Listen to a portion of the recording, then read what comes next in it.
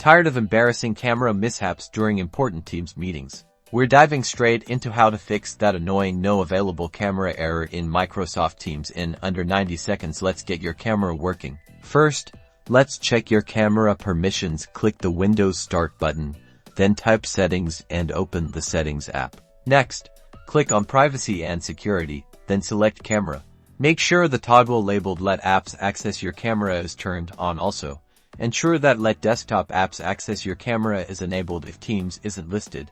Ensure Desktop App Access is on, as Teams needs this if permissions are enabled.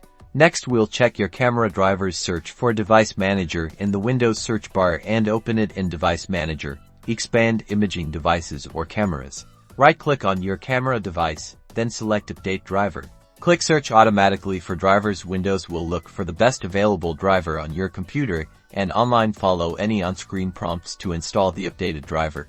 If updating drivers didn't work, let's check Teams settings. Open Microsoft Teams and click on your profile picture in the top right corner. Select Settings from the drop-down menu. In the Settings menu, click on the Devices tab.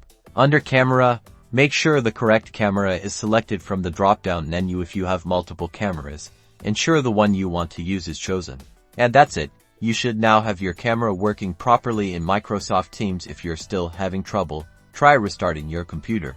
If this helped, give us a thumbs up and subscribe for more tech tips. See you in the next video.